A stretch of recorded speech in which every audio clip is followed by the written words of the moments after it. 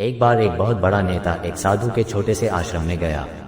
वो साधु के बारे में बहुत सुना था, तो उसके मन में आया कि मैं एक बार जाकर के देखता हूँ कि लोग उसकी इतनी तारीफ क्यों करते हैं। जब वो उस आश्रम में गया तो वहाँ पर एक छोटा सा कमरा था जहाँ पर एक कालीन बिछा हुआ था। वहाँ पर कुछ लोग नीचे बैठे हुए थे और साधु जी सामने बैठे हुए थे। कुछ सवाल जवाब चल रहा था। वो नेता उस आश्रम में आया और उस नेता के साथ में 4 बॉडीगार्ड भी थे और उसकी यह आदत थी कि जहाँ पर भी वह जाता था लोग अपनी जगह से खड़े हो जाते थे और उसकी तरफ देखते थे, हाथ जोड़ते थे और सर झुकाते थे। लेकिन यहाँ पर ऐसा कुछ भी नहीं हुआ। साधु व्यस्त होने के कारण उसकी तरफ देखा तक नहीं। तभी नेता को लगा कि यह मेरी बेइज्जती है और वह इस बात से गुस्सा हो गया। नेता ने थोड़ा गुस्से से साधु की बात को बीच में काटते हुए कहा कि मैं आपसे कुछ कहना चाहता हूँ। साधु ने उसकी तरफ देखा और बोला, आप थोड़ी देर रुकिए, पहले मैं इनके सवाल का जवाब दे दूँ, उसके बाद मैं आपसे बात करता हूँ। तब तक आप अगर चाहे तो आप बैठ सकते हैं। बस साधु का इतना कहने की ही देरी थी। नेता का, रुकिए, पहले मैं इनके सवाल का जवाब दे दूँ, उसके बाद मैं आपसे बात करता हूँ। तब तक आप अगर चाहे तो आप बैठ सकते हैं। बस साधु का इतना कहने की ही देरी थी। नेता का चेहरा गुस्से से लाल हो गया और फिर उसने अपना सारा गुस्सा उस साधु पर निकाल दिया। अभी तक वह नेता बहुत तमीज से आप कह करके बात कर रहा था, लेकिन अब वह तू तड़ाक पर उतर आया। नेता ने उस साधु को कहा, तुझे पता भी है मैं कौन हूँ और तू किससे बात कर रहा है?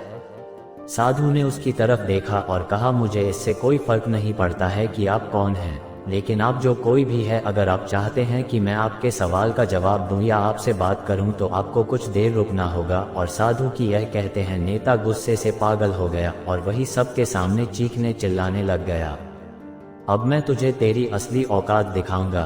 तूने मुझसे पंगा लेकर के ठीक नहीं किया, तुझे पता भी है मैं तेरे बारे में क्या सोचता हूँ।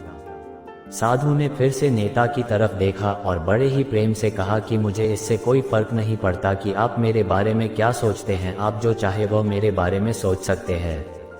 फिर नेता ने उससे कहा कि तू चाहे सुनना चाहता है या नहीं, लेकिन मैं तुझे यही सबके सामने बताऊंगा कि मैं तेरे बारे में क्या सोचता हूँ।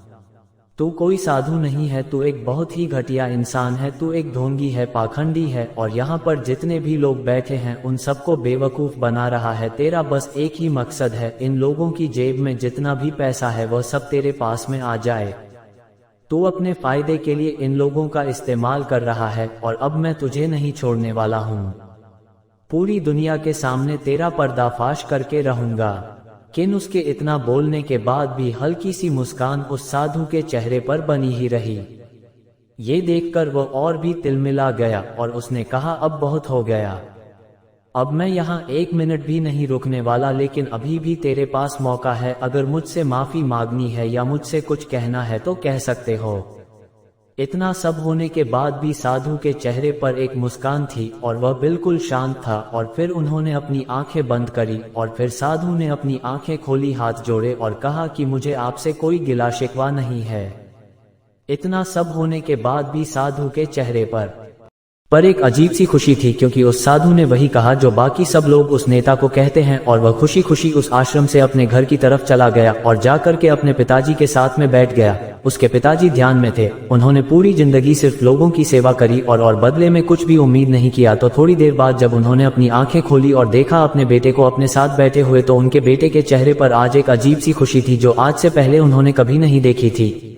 फिर उसने एक एक करके सब कुछ बताया कि आज क्या हुआ, किस तरह से वह आश्रम गया और वहां पर क्या हुआ, उसने क्या कहा और साधु जी ने क्या कहा। जब उसके पिताजी ने पूरी बात सुनी तो थोड़ा सा मुस्कुराए और अपने बेटे को देख करके बोले कि उन्होंने तुम्हारी तारीफ नहीं करी, क्योंकि उन्होंने वह नहीं कहा कि जो तुम हो, उन्होंने वह कहा कि जो वह खुद है। और तुमने जो भी कुछ उनको कहा वो नहीं कहा कि जो वो है, बल्कि तुमने वह कहा जो तुम खुद हो। यही बात वेदों में भी कही गई है, यथा दृष्टि तथा सृष्टि। ये दुनिया तुम्हें वैसी नहीं दिखती जैसी ये दुनिया है, ये दुनिया वैसी दिखती है।